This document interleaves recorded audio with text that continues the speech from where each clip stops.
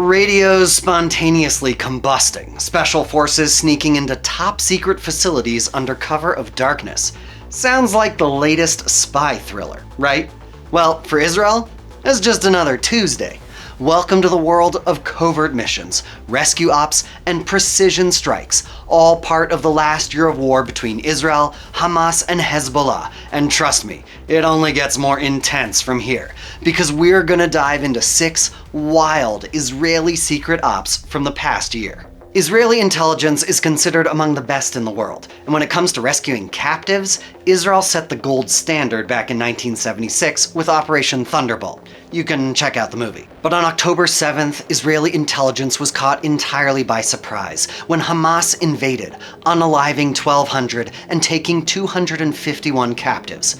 It was clear Israel would need to operate on a whole new level. After 20 days of devastating airstrikes that resulted in the deaths of thousands of militants and civilians, Israeli forces entered the Gaza Strip.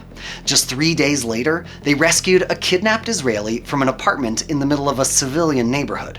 Hopes were high that more rescues would come quickly. They didn't. But a few weeks later, Hamas released 105 hostages as part of a week-long ceasefire. An extension of the ceasefire fell apart when Hamas refused to release more prisoners without a full Israeli withdrawal from Gaza, and Israel refused to withdraw before Hamas was destroyed. As the war raged on, Israel was able to take over Hamas strongholds and capture Hamas operatives, who proved to be valuable sources of information about the locations of the remaining hostages.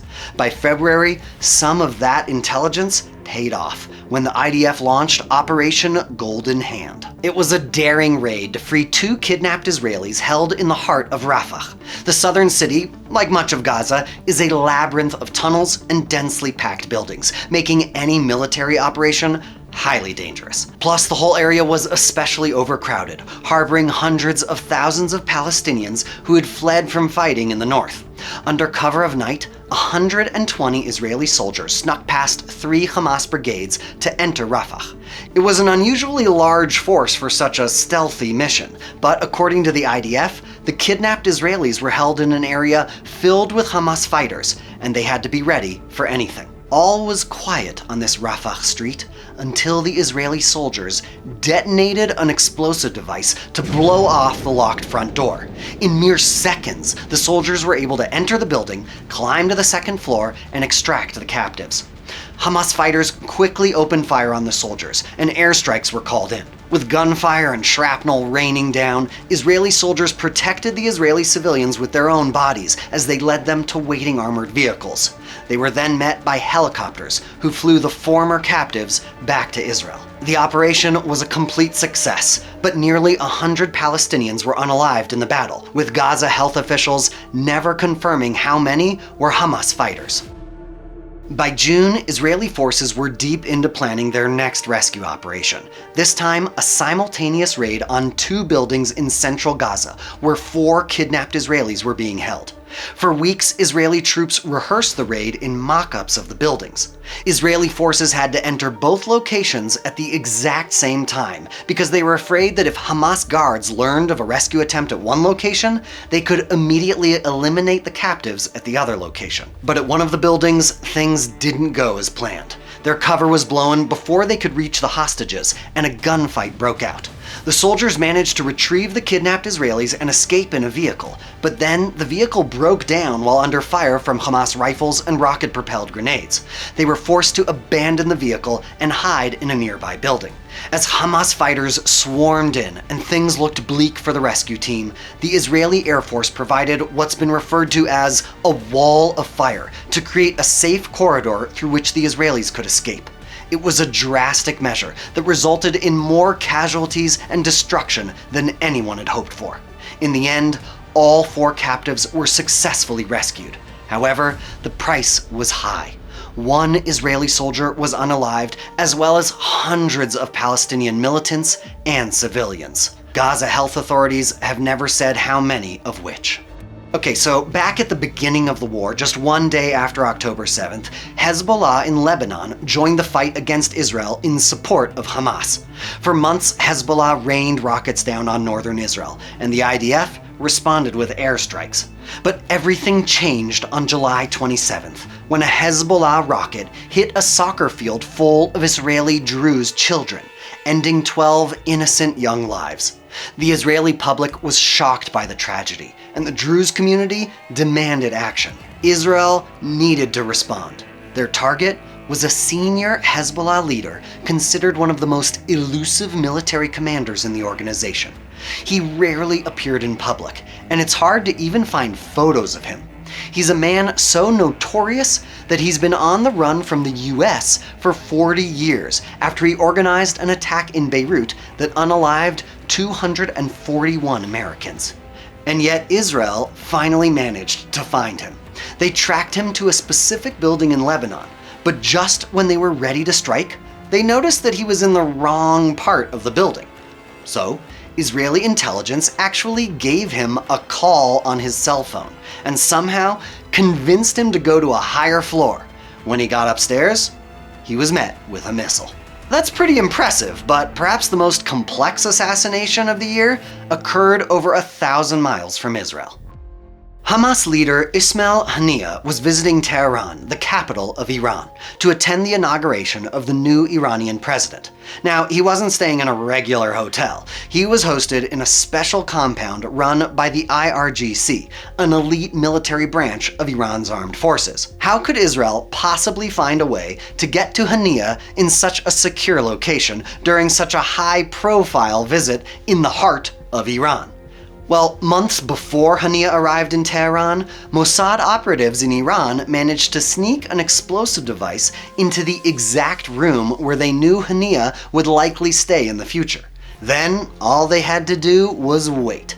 Once they knew for sure that he was in the right room at the right time, they detonated.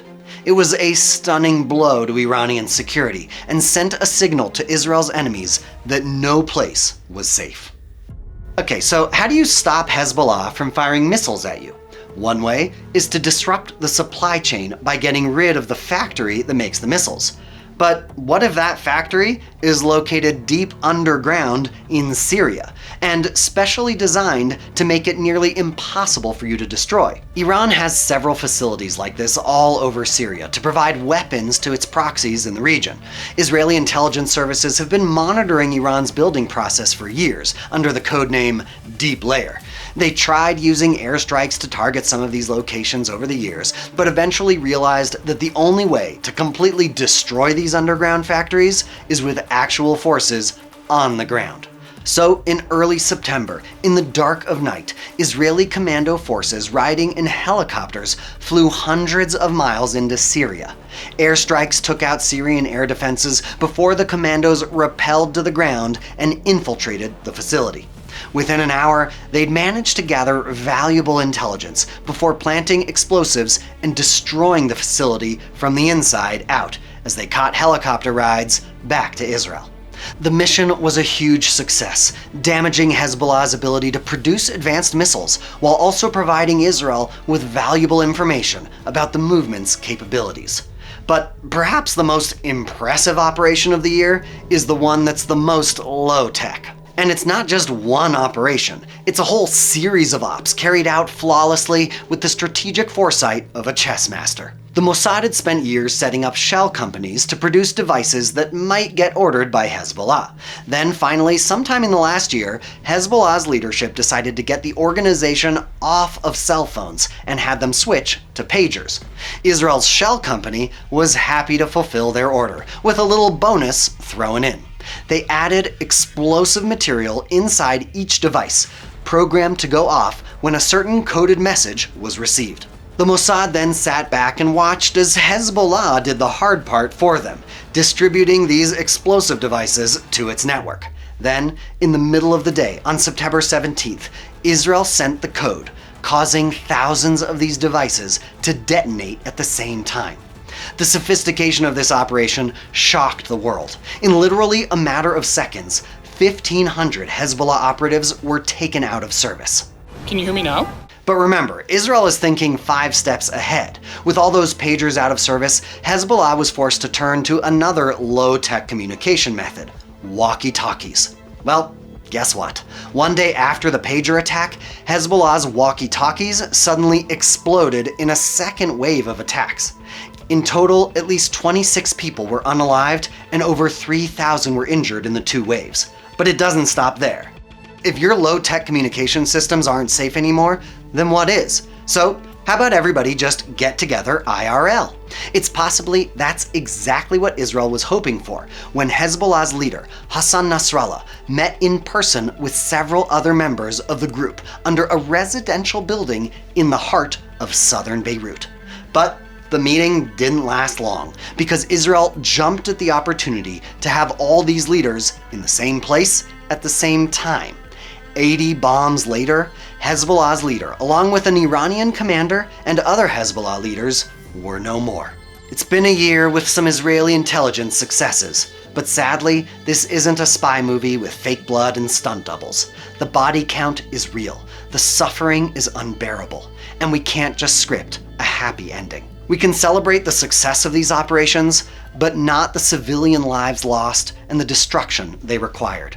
We celebrate the kidnapped Israelis brought home, the weapons destroyed, the horrific plots foiled, and most of all, we can hope and pray that operations like these will help hasten an end to hostilities and bring us closer to a new chapter of peace.